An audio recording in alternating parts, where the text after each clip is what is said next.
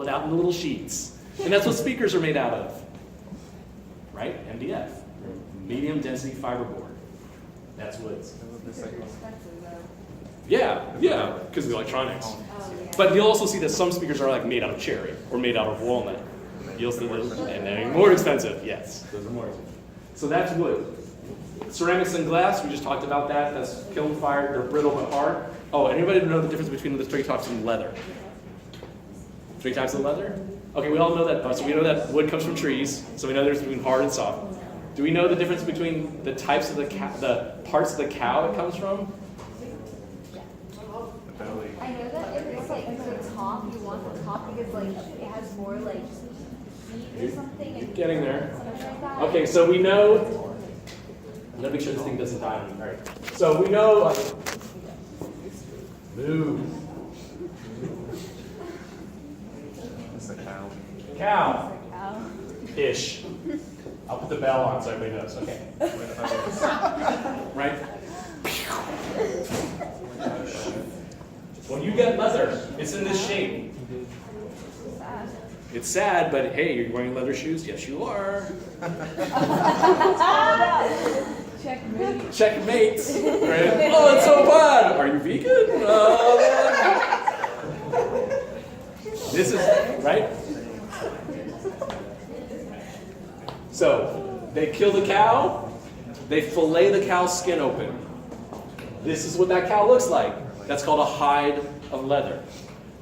I just gave Kevin and Yaling like 3 hides of leather because we used it for our automotive project. Like, ooh, you can buy a cow, a hide of a cow, for about $600 to $700. And most of my suppliers are like Bear Automotive. People are like, there's a group in Coventry that makes like high-end automotive leather, right? So they tan the leather in certain ways. And so I just like, here, so I'm thinking you guys are going to use it for your stool project. Ask Kevin. He's got a bunch of just white leather. And I'm like, you want some white leather? Here you go. Like, we used it for our automotive project. So Yaling and Ken, I get Yaling and Ken first did. You know how I got you all wood last semester? I was clearing at the studio. I was like, who wants this leather? I was going to give it to the freshmen. Like, no, we'll take it. So they took it. So ask them for it, and then maybe you can use it. Because I gave them like 2 hides, so a decent amount. Right?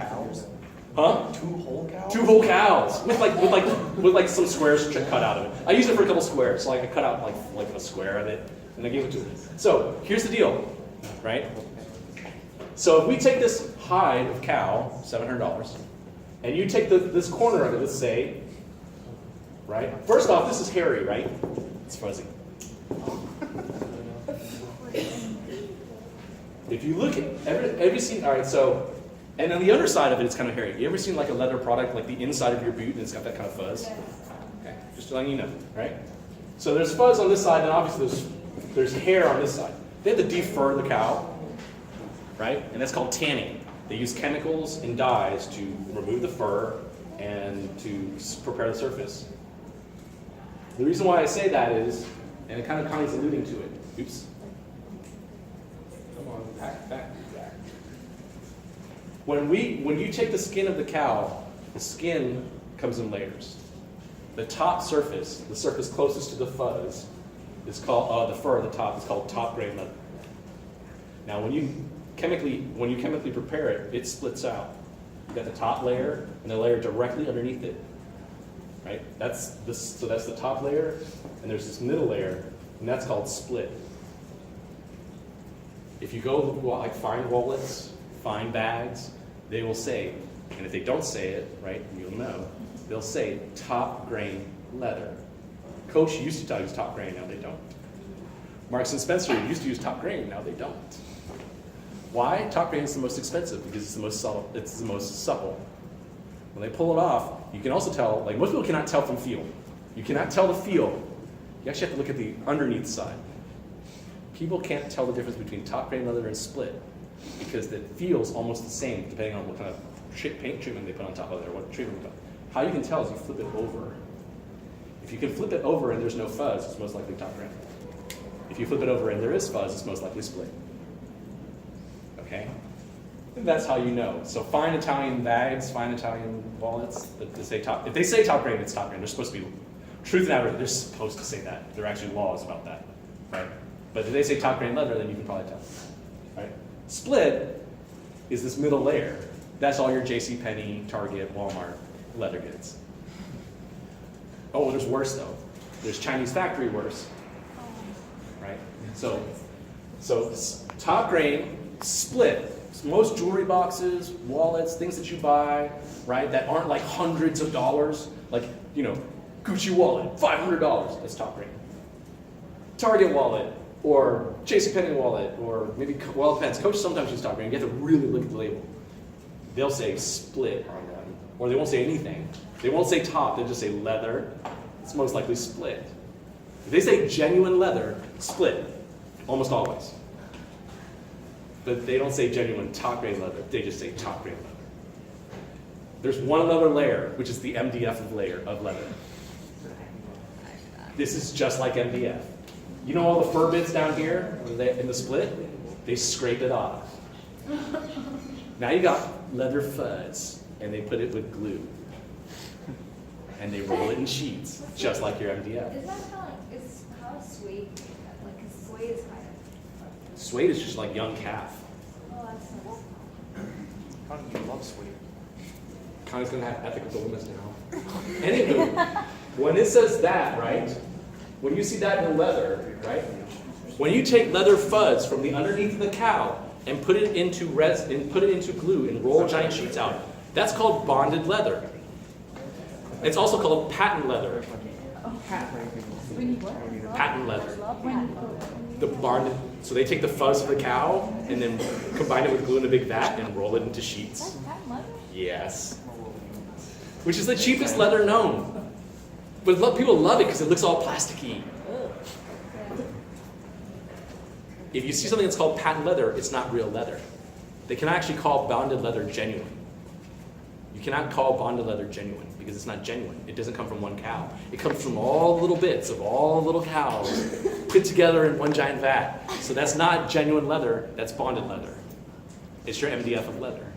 And what you'll see is if you make bags, you'll use bonded leather for the lining, but you use top grain leather for the outside. Because if you imagine how expensive top grain leather is, then you'll use the cheaper parts. Or you'll use split, if you make a jewelry box, I did this for Pottery Barn. The underneath side of all the drawers are split leather.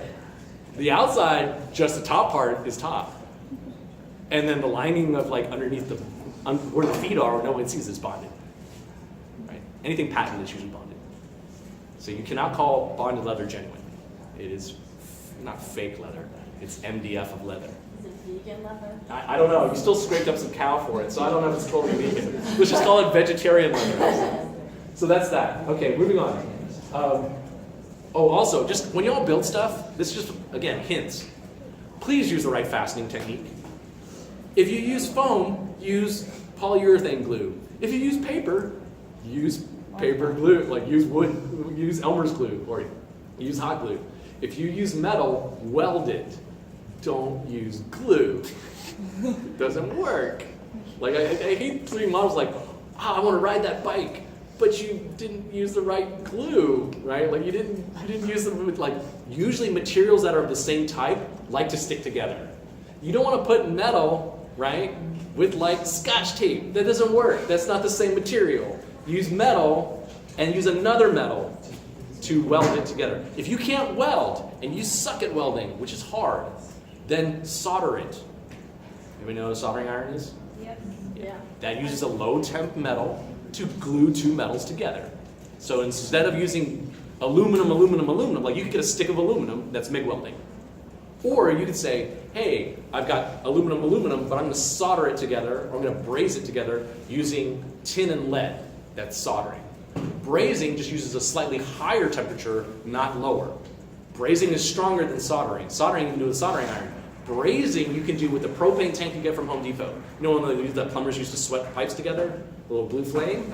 Use that with another piece of lower metal material, and you can actually glue metal together.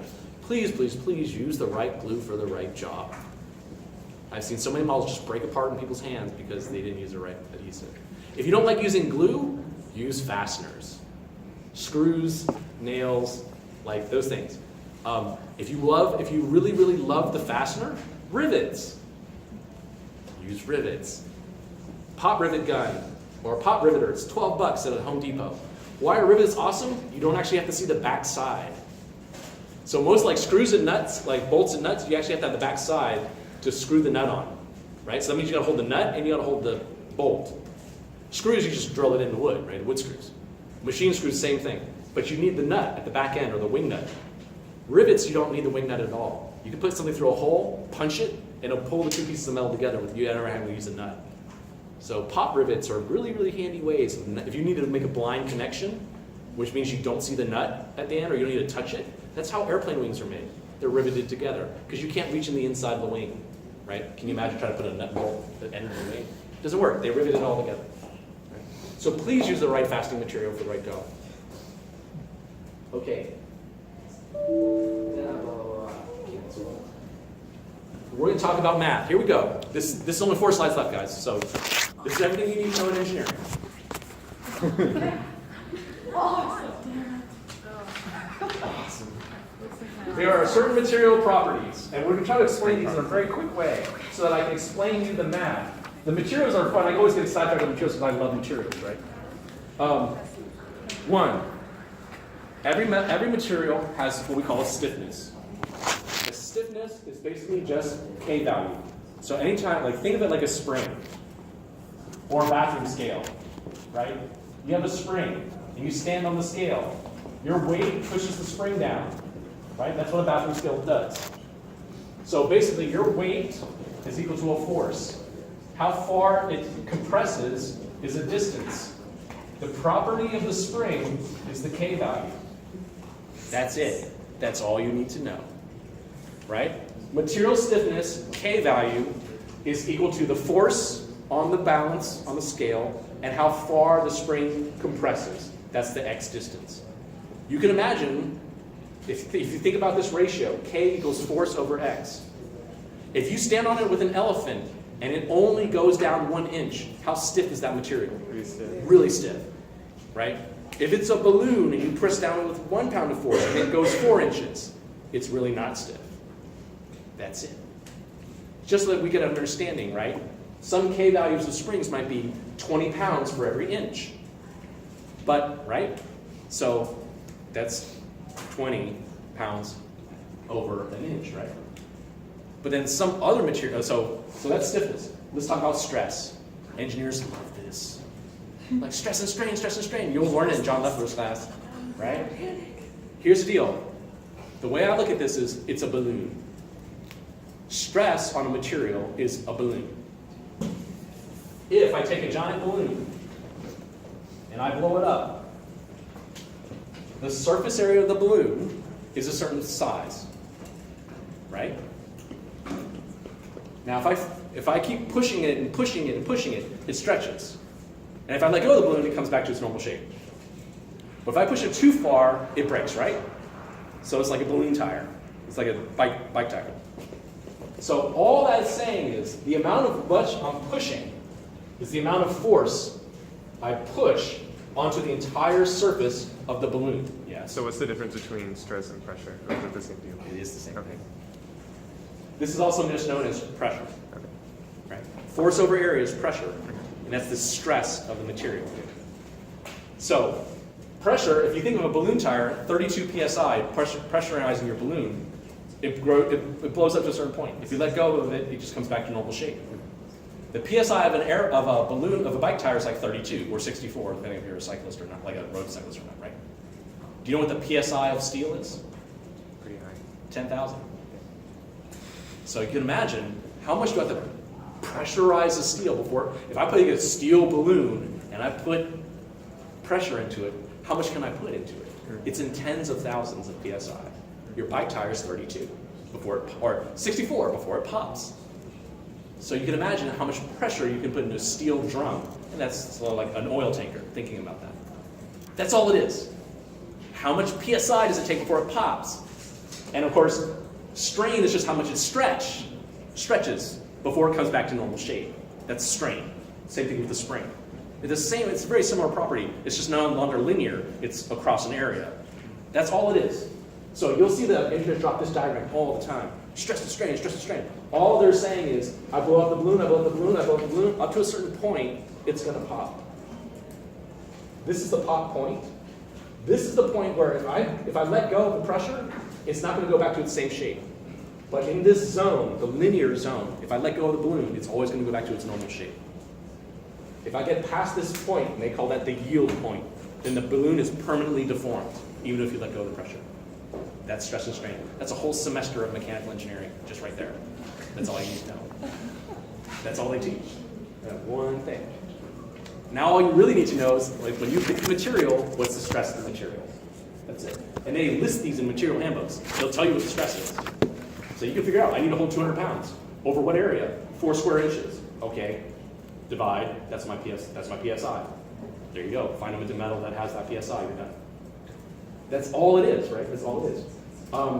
Basic physics. I'm going to blow through this. Everybody know how to derive, everybody knows calculus? Yes? Everybody's like, yes, everybody does it. Position is x. First derivative of x is speed, right? dx dt. That's velocity. Second derivative of position, acceleration. That's all you need to know. So why are we taking this? That's all you need to know, right? Moving on. Work. If I take this guy, I apply a force, I lift it up. I move it over here. I moved it through distance. That's work. I just moved it. Newton, pound force, inches, or Newton, meters. I did work. However, if I do this, and I put it right back where I I did the found same it, amount of work. I did 0 work. It didn't go anywhere. However, I did expend put it from power. there to there. Right. But it started here, right? It started But here. the displacement is 0. Oh, are you talking about from that point? Yeah, because it started Are you here. talking about Sorry. from that Okay, if I point? do this. Okay. I was confused. I was saying you did the same amount of work from here to here, from there to Yeah, there. 0 work. I'm not dumb, guys. You're all good. Physics center as well. So, then, but I did expend, right? But I did expend power, did I not? I used work over time to move it. Even though I did 0 work, I did expend power. Power is just work over time. And so if you get really good at understanding force through distance over time, you can do any of the things that engineering's asking you. You just need to derive what you want. Like how much, and power is also known as watts, right? So you can always think of power like light bulbs. So it's like, is that a 30 watt bulb or a 10 watt bulb? Is it a 60 watt bulb? That shows you how much power something is, right? So if you bike on a bike really hard, really fast for like 5 minutes, you could probably light up like a 20 or 30 watt bulb. That's how much power it is if you bike on a bicycle. So you can think about that as far as sense of power, right? That's that. The last thing is electrical. If you need to make a lamp, an electric circuit, an Arduino unit, you want to hook up an Arduino, there's only really 3 constants you really need to understand. Voltage is the force. Resistance, right, is what stops you from pushing. Current is the size of the straw. That's all you need to know. Voltage equals current times resistance.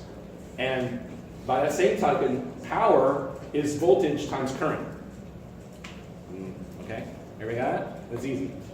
Right? So you can translate between mechanical work, like I moved something, that was 2 watts, into electrical power. It took a 2 watt battery, 2 watt hour battery to do that. Batteries, if you have a AA battery, that's 1.2 volts. If you look at the currents that you're pulling out, you know how much wattage you have. And if you know that, you know how long your battery lasts before it dies. So it's really easy to spec the battery, the circuit, and what you want to power with it if all you know are these 3 constants: voltage, resistance, and current.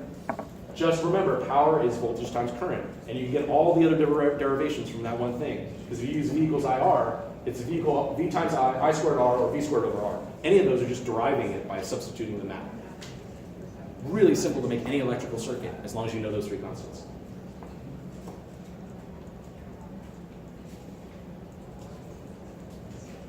Okay, I'm going to do what mechanical engineers call def bods.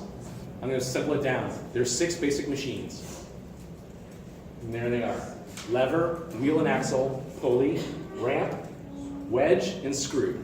The screw is just an inclined ramp with a wedge. The screw is just a wedge and a ramp together. Everything you make, if you need to move anything, is just combinations of these 6 things. Are you making a lever, a wheel, a pulley, a ramp, a wedge, or a screw? Think about anything you need to do mechanically as combinations of these 6 items, and then you're done. That's it. That's it. That's all you need to know. Thermodynamics is a whole other semester. There are only two things. This is like from Lost Stitch. There are only two laws of thermodynamics. You don't need to calculate squat, right? They teach you how to calculate horsepower, enthalpy, entropy, and all those things. There are only really two things important in thermodynamics, and those are two laws. First law of thermodynamics, conservation of energy. You cannot destroy energy. Energy gets turned into work and heat, but the amount of energy always stays the same. Does that make sense? That's it. Finally, second law, entropy. On its own, ice melts. That's all you need to know. Basically, that's all it is. That's all it is. On its own, ice melts. Which is basically to say that the second law of thermodynamics means that the universe is always having an ever-increasing sense of disorder. It's always getting more chaotic. Which means on its own, ice, which is a crystalline structure, melts, and it turns into a liquid where the molecules move around more. That's entropy. That's it. Heat transfer is just like springs. So just like we said with springs, it's actually the same formula even. They have something, heat transfer, there are more or less only three modes of heat transfer. Conduction, convection, and radiation. Heat gets from one place to another either through a direct contact, through blowing it, or through radiating it, like suns and microwaves. Three versions. The only one you really care about is conduction. Convection and radiation is what it is. Now, to understand conduction, this is heat equals K value, which isn't stiffness in this case, it's called thermal conductivity. dt dx. That's it. Here's how it works. You have a fire. That's heat, Q. It's going through a wall. The wall is a solid piece of material. On this side of the wall, it's, 400 degrees F. On this side of the wall, it's a nice, cool, balmy 78. Right? Can you just find the difference? All you do is subtract the difference. That's dt. How thick is this wall? Because obviously, if it's a super thick wall, then that would mean more, right? So 400 minus 78 over this thickness, which is inches, 4 inches. That's dx. dx is thickness. dt, change in T, is the change in temperature, equals the heat, the fire itself, and this negative K value. So if you start at a high temperature and it drops really hard, you have a very large negative K value. That would be an insulator, right? It doesn't conduct the heat like vacuum or like fiberglass insulation. But if you have a really good conductor like steel or aluminum, and that value goes straight through, almost straight, it just drops a little bit. That's a very low negative K value. Done. That's all you need to know. Anytime you want to pick a material, look for its thermal conductivity, look at the K value and go, how fast do I want material to get hot on the other side? That's all you got. Is there a reason that it's dx rather than just x? Like, what would it Change in X. Change in X. What would that be? Like, Well, this thickness minus this oh, thickness. okay, just point 1 to point 2. Point two. Okay. Yeah, thickness, yeah. It's the delta change in position. Are there materials where, like, if you have a certain temperature on one side, on the other side it's hotter? Where, like it you creates start- heat? Yeah. No. This is a lot. So it's never This is non-negative? Yeah, it's never Okay. non-negative. Yeah, it's never non-negative. That's what I was wondering. Good call. Yeah. Remember, first law of thermodynamics. Yeah. You cannot create energy. Okay. Right? You can only create work and heat. So that's that. Convection, blowing stuff. Got it. Radiation, sun. That's it. That's all you need to know. No one's going to calculate anything with that. Whenever you get an engineer who asks you about heat, or you have a question about heat, and you want to stall so you can draw more, ask them what is that relative to a black body? Oh, and they'll go on. And they'll go work on their own for like an hour and come back to you with the answer. That gives you like an hour to draw. Because black body just means in a perfect world, if the entire body was black, is like, if you want to make something soak up the heat the fastest ever, you paint it black. So when you say black body, all it means is, what's the fastest way I can get heat into it or out of it? So relative to a black body, what is it? And they'll give you a percentage, but it'll take them a little while to figure it out. So it's always fun to ask them if you get, they like, like, what's that relative to a black body? Okay, good. And then you go over it. There is something also called specific heat. Specific heat is the capacity in joules, which we said was energy, over the degree C. How much energy can you throw into something before it rises 1 degree Celsius or degree Fahrenheit? That's called specific heat. So that basically means the capacity of the material is soak in heat. Higher specific heat, the more heat it can take before it rises up in temperature. That's all that is. Oh, fluids. The only thing you know is laminar versus turbulent. Laminar flow just means smooth flow. Turbulent flow means swirls. That's it. Everything about race car aerodynamics is about getting laminar flow. As long as airplanes, same thing. You just want laminar flow. If you get turbulent flow, there are cases when you want turbulent flow off the back edge of a wing, so you don't lose drag, so you don't lose lift. But for the most part, the smoother something goes, the faster it goes through it. If the more swirls it creates, the more drag it creates. That's all done. It's a whole semester of fluid dynamics to those two things. The only thing else that you need to know are liquids are incompressible. Meaning if you push a liquid, it's going to move. If it's in a tube, and you push a liquid in that tube, the same amount of liquid moves down the tube, the same amount you push it. That's how brake lines and hydraulic lines are made. Liquids are incompressible. So if you need to move something far away, use a hose with water in it, or oil in it. So you can move something anywhere. Liquid can take any form. So you want to move something really, really far away, just get a hose with oil in it, and on one side, push a plunger down, and something moves on the other side. And you can make it snake through anything. Fashion lever, got me covered? Yeah. The only tricky thing is, gases are not. Gases are compressible. So if that liquid heats up too hot and turns into a gas, all of a sudden your sponginess is gone. That's called brake fade. Yeah. So I don't even, like, I can't wrap my head around this, but let's just say you have like a container full of gas. Yes. And you like just compress the And then container. temperature goes up. Like, can you like make the gas into something You else? turn into a liquid. At a high enough pressure, it'll turn Yeah, into crazy high pressure. crazy high pressure. Yeah.